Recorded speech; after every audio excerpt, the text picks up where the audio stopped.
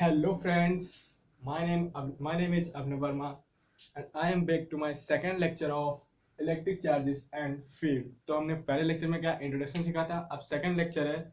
तो इसमें मैं हमने पहले डिस्कस किया था इलेक्ट्रिक चार्जेस के बारे में, लेकिन अब हम इसको पूरे डिटेल से जानेंगे इलेक्ट्रिक चार्जेस होते क्या हैं और इसकी प्रॉपर्टीज क्या है। तो पहली थिंग कि चार्जेस होता क्या है, कहाँ से आया। सबसे पहले हम कोई भी मेटल देखते हैं, मेटल ये एक मेटल है, ठीक है।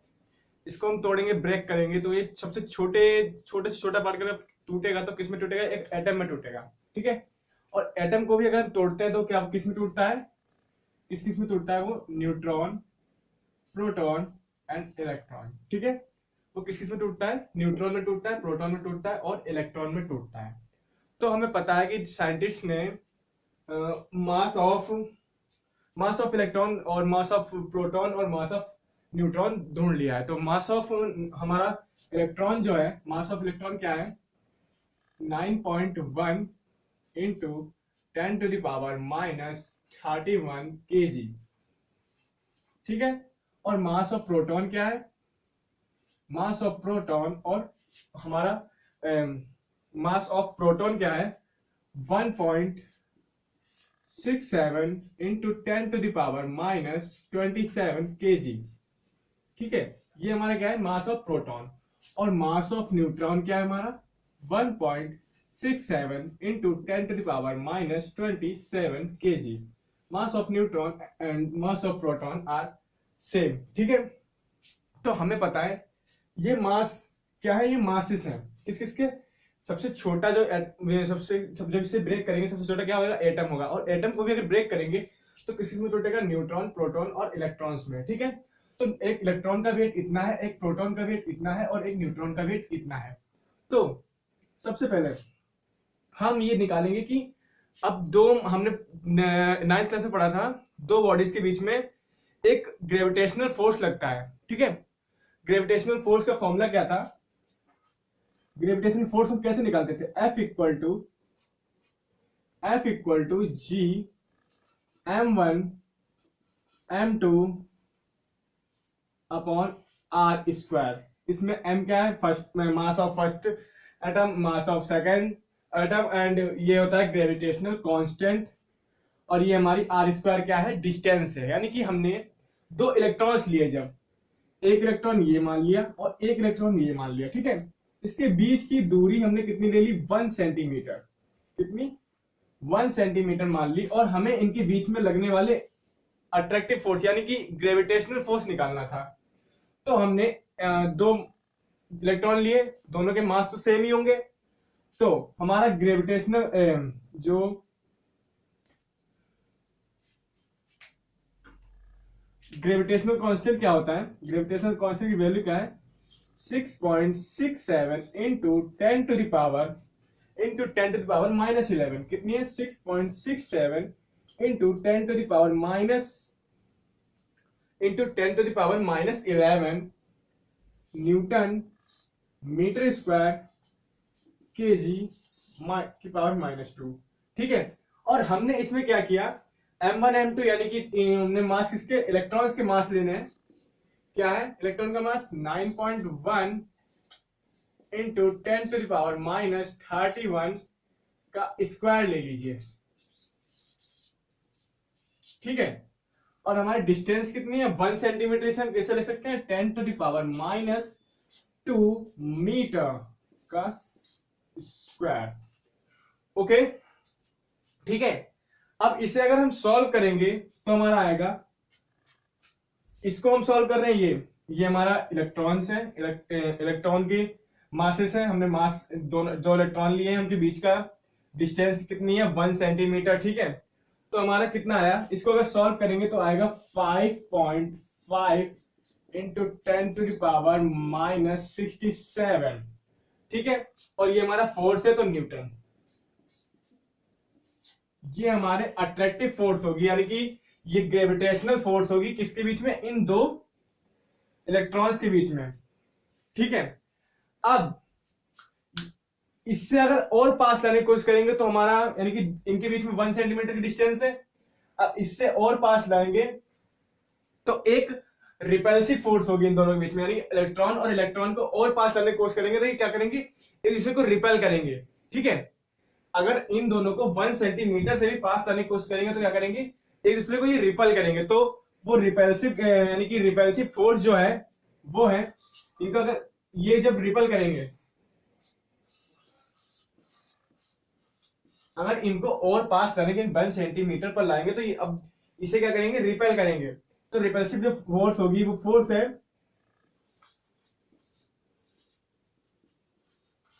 इन दोनों को पास ला रहे हैं। ठीक है, तो हमारी रिपल्सिव फोर्स होगी 2.3 इंटू 10⁻⁻24 न्यूटन। ठीक है, इसी को हम क्या बोलते हैं, इलेक्ट्रिक फोर्स। यानी कि अगर इसे और पास करने की कोशिश करेंगे तो ये क्या करेंगे, रिपेल करेंगे एक दूसरे को। ठीक है, 1 सेंटीमीटर से और पास करने की कोशिश करेंगे तो ये क्या करेंगे, एक दूसरे को रिपेल करेंगे। और वो रिपल्सिव फोर्स कितनी होगी, ये है 2.3 इंटू 10⁻⁻24 न्यूटन। और ये क्या है, ये इनकी ग्रेविटेशनल फोर्स है। ठीक है, ये क्या है, ये ग्रेविटेशनल फोर्स है। अब ऐसे ही हमने क्या किया, प्रोटॉन को लाए, यानी कि ये 2 इलेक्ट्रॉन थे, अब हमने क्या किया, 2 यहां पे प्रोटॉन लिया है। ठीक है, और प्रोटॉन का वेट निकाला। प्रोटॉन का वेट यानी कि ये रिपल्सिव फोर्स प्रोटॉन की भी इतनी आई, यानी कि दोनों की प्रोटॉन, अगर प्रोटॉन और प्रोटॉन को पास पास ला रहे थे 1 सेंटीमीटर के, और 1 सेंटीमीटर से 2 प्रोटॉन लिए और दोनों को पास पास ला रहे थे, तो क्या ये और कम हो रहा था, यानी कि ये जो फोर्स है ये सेम आ रहा था। ठीक है, रिपल्सिव फोर्स, इलेक्ट्रिक फोर्स जो था वो सेम आ रहा था। और प्रोटॉन प्रोटॉन को एक साथ ला रहे थे और इलेक्ट्रॉन इलेक्ट्रॉन जो साथ लाए थे, वो रिपल्सिव फोर्स वही प्रोटॉन के साथ भी सेम आ रहा था। और ये देखा गया कि इलेक्ट्रॉन और अगर प्रोटॉन को पास पास लाते हैं तो ये क्या करते हैं, ये दोनों अट्रैक्ट कर रहे थे एक दूसरे को। इलेक्ट्रॉन और प्रोटॉन को एक साथ ला रहे थे तो ये क्या कर रहे थे, दोनों अट्रैक्ट कर रहे थे एक दूसरे को, वो भी इसी फोर्स से, इतनी ही यानी कि इतनी फोर्स से क्या कर रहे थे, एक दूसरे को अट्रैक्ट कर रहे थे। और न्यूट्रॉन को लाया गया, लेकिन न्यूट्रॉन क्या था, ये नोट करके लिख लीजिएगा, जो न्यूट्रॉन है हमारा, न्यूट्रॉन। ठीक है, अब न्यूट्रॉन को लाया गया, लेकिन न्यूट्रॉन पे क्या होता है, न्यूट्रॉन है मास। क्या न्यूट्रॉन है mass but not charge.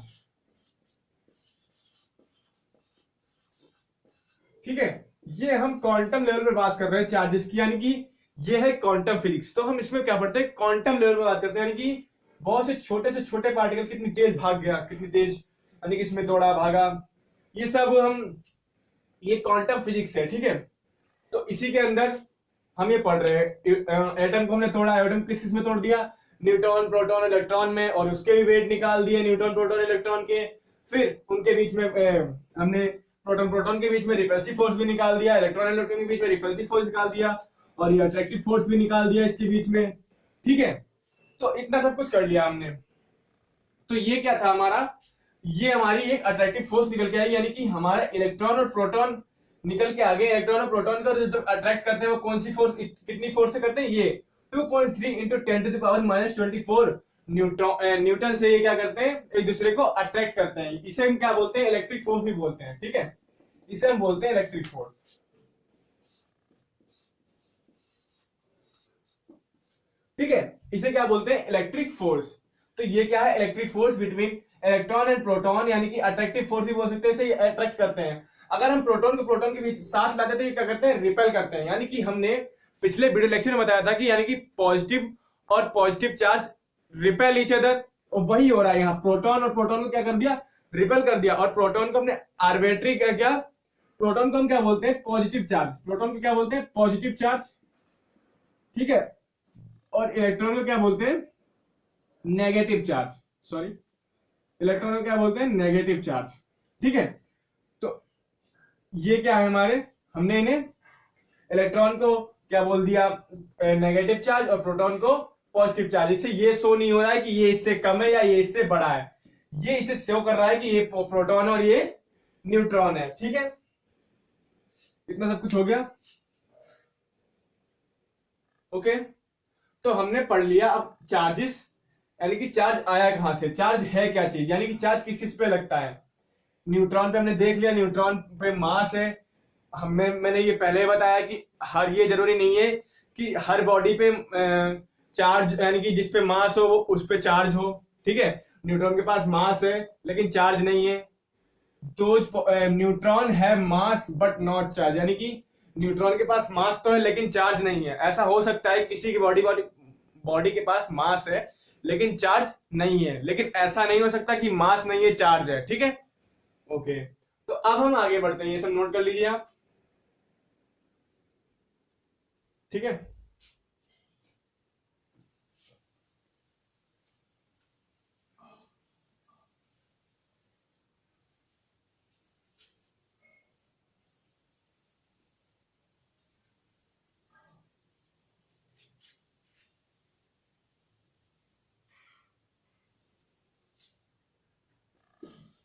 Okay, अब हम आगे बढ़ते हैं कि अब चार्जेस को हम डिनोट किससे करते हैं।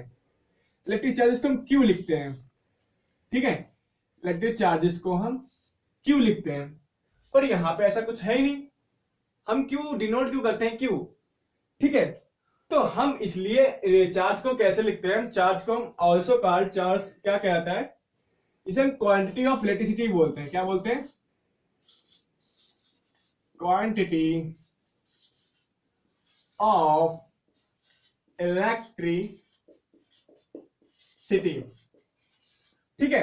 हम चार्ज को क्या बोलते हैं, क्वांटिटी ऑफ इलेक्ट्रिसिटी भी बोलते हैं, ठीक है। और हम चार्ज को डिनोट कैसे करते हैं, क्यू, Q1 Q2 Q3, ठीक है। तो हमारे चार्ज क्या है, चार्ज को हम डिनोट कैसे करते हैं, क्यू से, ठीक है। कहीं भी क्यू लिख दिया तो बता देते हैं ये चार्ज डिनोट किया गया है। अब चार्ज को डिस्कवर किसने किया था, चार्ज को एक साइंटिस्ट थे, कूलाम, ठीक है। इसे हम, क्या नाम था साइंटिस्ट का, कूलाम, साइंटिस्ट का नाम था कूलाम।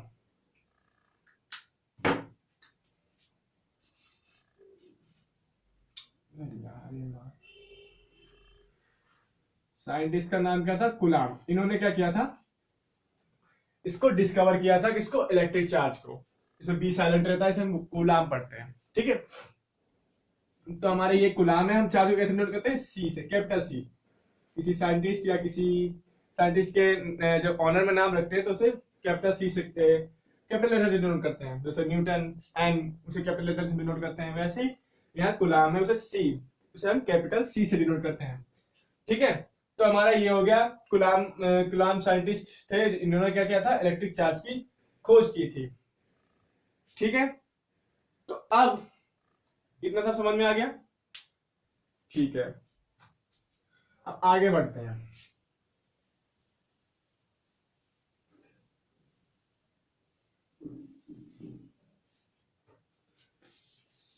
अब है कंडक्टर एंड इंसुलेटर।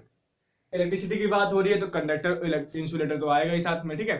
तो कंडक्टर और इंसुलेटर होते क्या है, हमने बहुत छोटे पे से पढ़ रखा है, छोटे से 6-7 क्लास में बता दिया जाता है कि कंडक्टर क्या होता है, जिस बॉडी में क्या करंट फ्लो हो सके, जिस बॉडी में करंट फ्लो हो सके, यानी कि ट्रांसफर हो सके, जैसे आयरन हो गया, ये सब, इनसे जिससे क्या हो सके, करंट ट्रांसफर हो सके, उसे क्या बोलते हैं, कंडक्टर।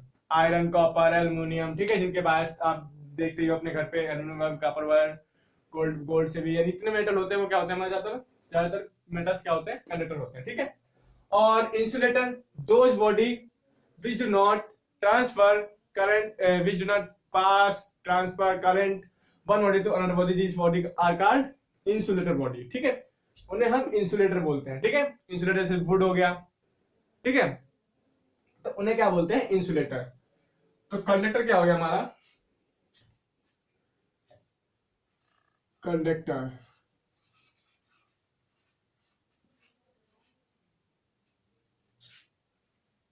कंडक्टर क्या होता है,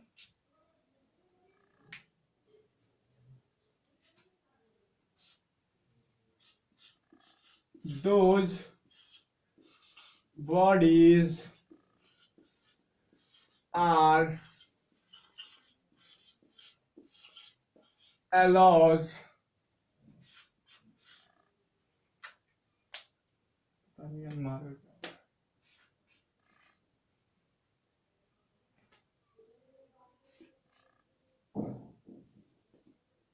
मिनट्स मैं इसमें इंक फोल्ड कर देता हूँ।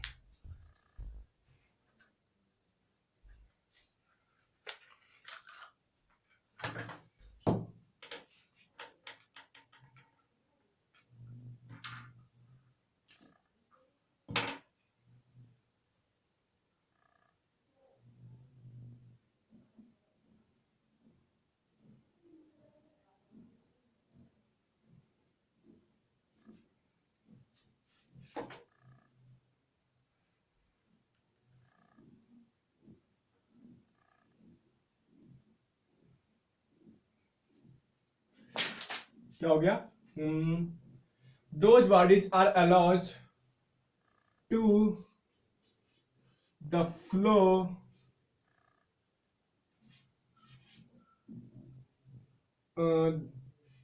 or pass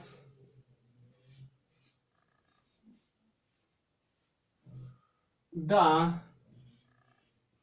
electric current। ठीक है, वो बॉडी क्या कहलाएंगी? Those bodies are allowed to pass और फ्लो और pass the electric current are called in conductor bodies. ठीक है, कंडक्टिंग बॉडीज होते हैं, आर कॉल्ड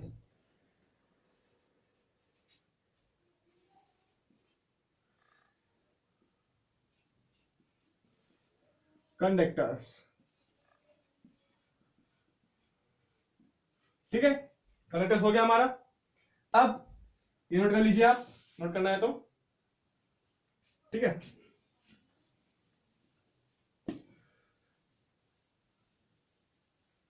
अब हमारा आएगा इंसुलेटर। इंसुलेटर क्या होता है?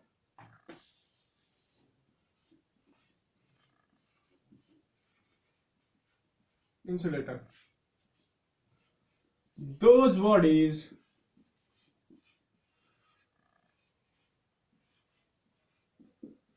which are not allowed to pass current from them is called insulator। Okay, वो क्या कहलाएंगे? इंसुलेटर। ये भी नोट कर लीजिए, आपको नोट करना है। अब हो गया हमारा क्या क्या हो गया? Electric charges, conductors and insulators. अब आता है हमारा चार्जिंग बाय इंडक्शन। ठीक है, क्या हो गया? अब आया हमारा चार्जिंग बाय इंडक्शन।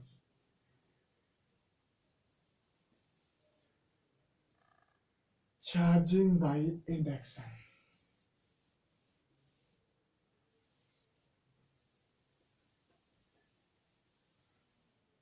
यानी कि चार्ज कैसे करते हैं किसी बॉडी को, किसी बॉडी में चार्ज इंड्यूस कैसे होता है, पैदा कैसे होता है चार्ज।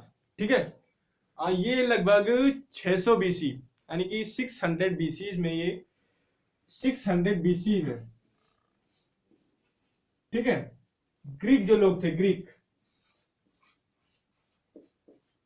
उन्होंने डिस्कवर कर लिया था कि चार्ज इंड्यूस कैसे होता है। ये हमने बहुत पहले छोटे पे किया होता है। इसे बालों पे स्केल होती है, उसे रब करते हैं ऐसे। ठीक है, ऐसे चिपकाते थे, कैसे कागज के टुकड़े लेते थे, उन्हें चिपकाते थे, चिपक जाते थे। या फिर वॉल्यूम लिया, अपने बालों में रब कर लिया, यानी कि स्मूथ सरफेस होना चाहिए, उस पर रब करते। जैसे हम रब करते क्रिस्टलाइन रॉड से फर, चिड़िया का पंख या किसी का भी पंख ले लो, बिल्ली के बाल ले लो, उनसे आप क्या करते हैं, फर जो होता है उसका, उससे हम क्या करते हैं, रब करते थे उससे। उसमें क्या होता है? चार्ज इंड्यूस होता है। चार्ज इंड्यूस कैसे होता है? यानी कि कोई बॉडी चार्ज कैसे हो जाती है भाई? इनकी ऐसे मैंने इसको रब कर दिया, चार्ज हो गया। ठीक है, ये दो मार्कर है, मैंने ये रब कर दिए, ये भी चार्ज हो गए। ठीक है, यानी कि ट्रांसफर ऑफ इलेक्ट्रॉन्स हुआ, इसका और इसके यानी कि इसके इलेक्ट्रॉन इस पे कुछ ट्रांसफर हुए, या फिर इसके इलेक्ट्रॉन इस पे ट्रांसफर हुए। ठीक है, तो इंडक्शन क्या होता है? यानी कि ट्रांसफर ऑफ इलेक्ट्रॉन्स विदाउट यानी कि हम बिना छुए, विदाउट टचिंग यानी कि इसको बिना छुए हम इसे कैसे चार्ज करेंगे, बिना छुए इसे चार्ज करना है तो हम कैसे चार्ज करेंगे। जैसे कोई बॉडी है, ठीक है, एक बॉडी ली हमने, ये एक बॉडी है, ठीक है, इसमें प्लस चार्ज होंगे, इस पर माइनस चार्ज होंगे, प्लस चार्ज होंगे, ठीक है। इसके विदाउट टचिंग मुझे ये चार्ज करनी है, चार्ज होता है या फिर प्लस प्लस रहता है या फिर माइनस माइनस रहता है, ठीक है। तो हम क्या करेंगे, एक बॉडी ले आएंगे, दूसरी बॉडी, ठीक है, इस पे क्या होंगे, इलेक्ट्रॉन्स होंगे।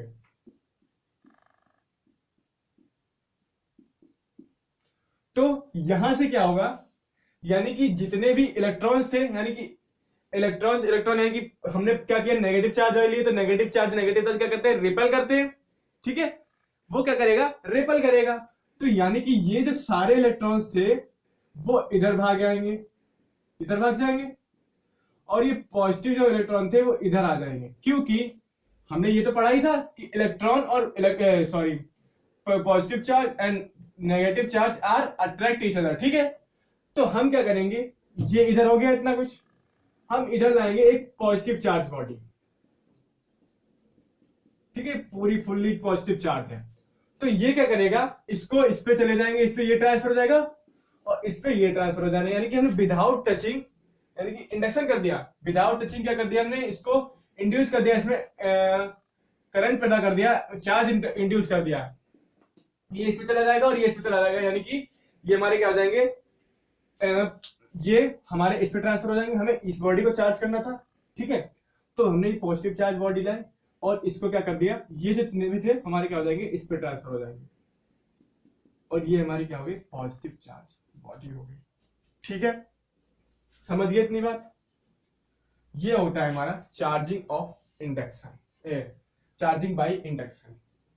चार्जिंग बाय इंडक्शन समझ में आया क्या होता है हमारा, charging by induction, charge the body without touching, ठीक है, without touching is charging the body without touching is called charging by induction, ठीक है।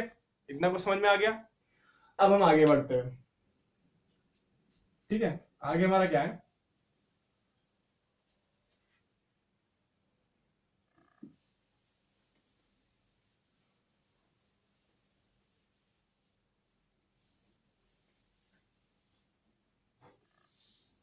क्या है, basic property of electric charge. क्या है, basic property of electric charges, okay.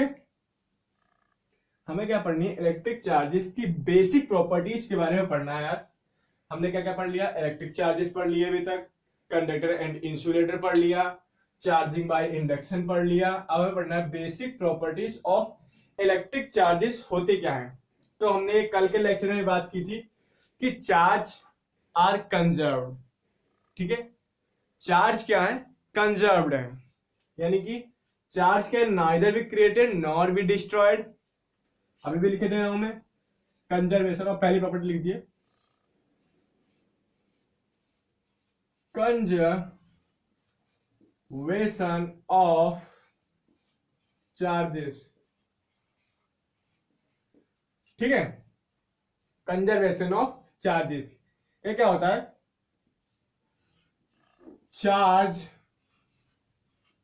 charges can neither be created nor destroyed, ठीक है,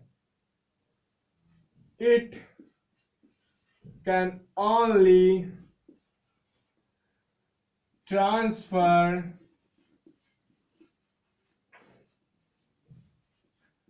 to one body from one body to another,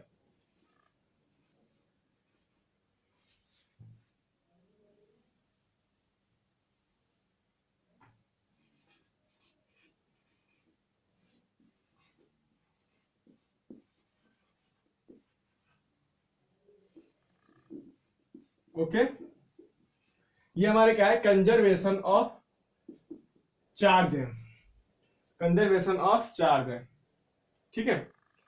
और एक इसी के अंदर लिख दीजिए, ठीक है, समझ में आ गया। Charge can neither be created nor be destroyed, ठीक है। और द टोटल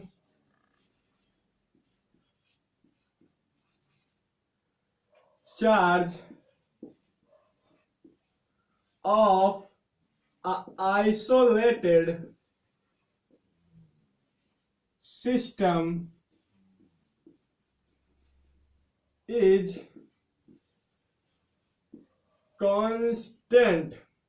आइसोलेटेड सिस्टम मतलब पूरा क्लोज्ड, आइसोलेटेड सिस्टम यानी कि बता रहा है the total charge of isolated system. Isolated system का जो चार्ज है वो क्या होगा, हमारा कांस्टेंट रहेगा। जैसे मैंने कोई बॉडी ली,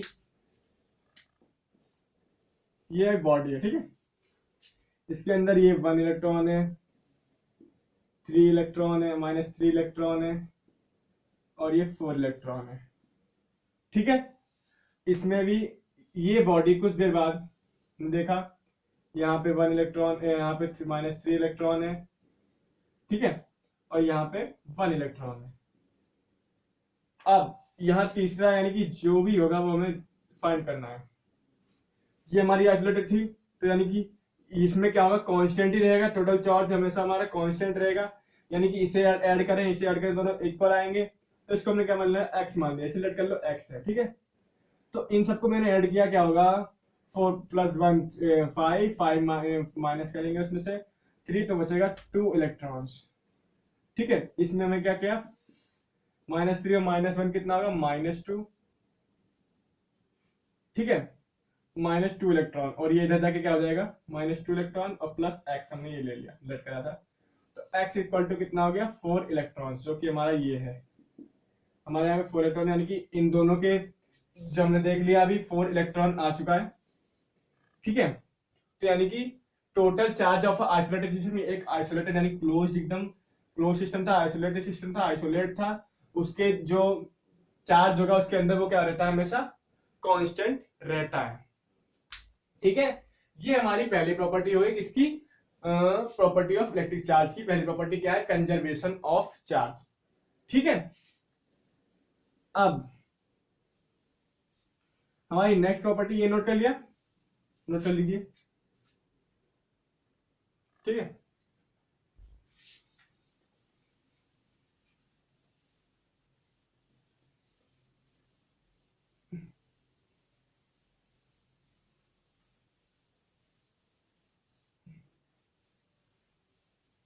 हमारी लास्ट प्रॉपर्टी और लास्ट टॉपिक का लास्ट लेक्चर, यानी कि लेक्चर का लास्ट टॉपिक हमारा, ठीक है, क्या है, क्वांटाइजेशन ऑफ चार्ज।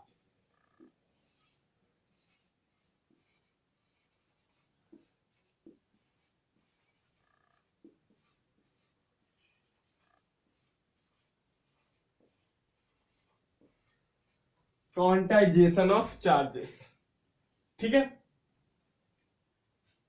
क्वांटाइजेशन का मतलब क्या हुआ, क्वांटाइजेशन का मतलब क्या हुआ, what the word mean quantization. Quantization का मतलब, जैसे आप दुकान पे गए, ठीक है, केले लेने गए, केले, अब वहां डजन में केले मिलते हैं, 12 केले मिलते हैं, ठीक है। तो आपको पूरे 12 केले लेने पड़ेंगे, 6 5 4 3 1 2 कुछ भी, 7 8 9 10 11 12 13 कुछ भी लोगे, लेकिन 12.5 केले नहीं देगा वो आपको, तोड़े केले नहीं देगा, ठीक है। जैसे कुछ भी लेने गए हम लेंगे मार्कर, वो हमें तोड़ के नहीं देगा, पूरा मार्कर देगा, 3.5 मार्कर नहीं मिलेगा मुझे, 3 मार्कर मिलेगा, 4 मार्कर मिलेगा, ठीक है, ऐसे ही। तो उसको क्या बोलते हैं हम, क्वांटाइजेशन बोलते हैं, उसी वर्ड को क्या बोलते हैं, क्वांटाइजेशन, यानी कि available in a fixed amount, क्या, available in a fixed amount, okay, वो क्या हमारा क्या कहलाता है, क्वांटाइजेशन। तो हमारे चार्ज भी ऐसा ही है, या फिर एक चार्ज ट्रांसफर होगा, 2 चार्ज, 10 चार्ज, करोड़ चार्ज ऐसे ट्रांसफर हो गए, कभी 2.5 चार्ज ट्रांसफर नहीं होगा या फिर 3.5 चार्ज ट्रांसफर नहीं होगा, ठीक है। पूरा का पूरा चार्ज ट्रांसफर होगा, ना आधा ट्रांसफर होगा, ना उसका 1/3 ना 1/4, कैसा भी चार्ज ट्रांसफर नहीं होगा, पूरा फिक्स्ड अमाउंट में चार्ज ट्रांसफर होगा, ठीक है। और हमारे चार्ज कैसे होते हैं, integral multiple of fundamental charges. क्या इसकी प्रॉपर्टी क्या हुई, चार्जेस, ये ध्यान दीजिएगा, हमारा चार्ज क्या होगा, पूरा का पूरा पूरे charges always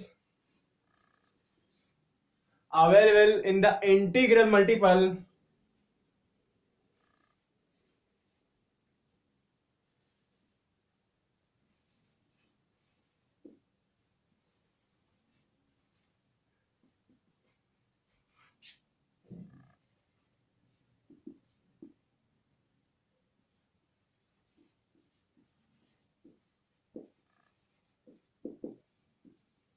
integral multiple of fundamental charges, ठीक है, लिख लीजिएगा, ऑफ फंडामेंटल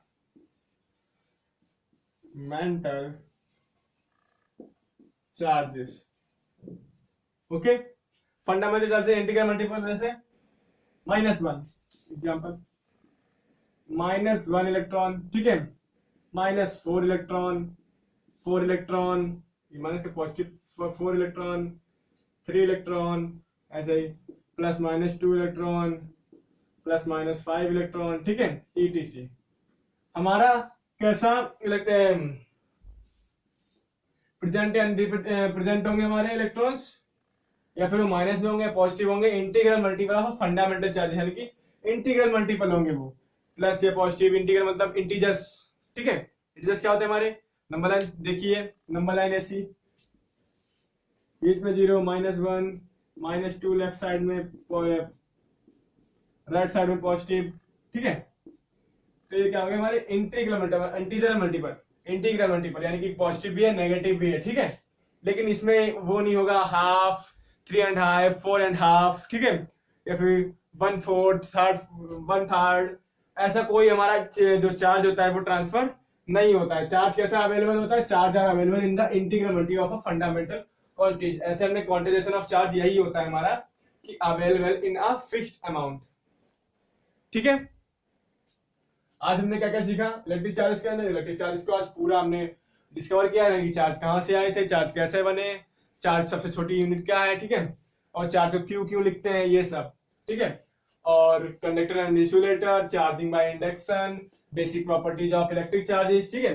हमने ये सब आज सीखा, पढ़ा, बहुत मजा आया। चलो अब हम मिलते हैं नेक्स्ट वीडियोज में अपने। अब मैं अपनी आपसे निवेदन करता हूं कि हमारे चैनल को सब्सक्राइब करें, इस वीडियो को शेयर करें अपने दोस्तों के साथ, लाइक करें। Thank you very much.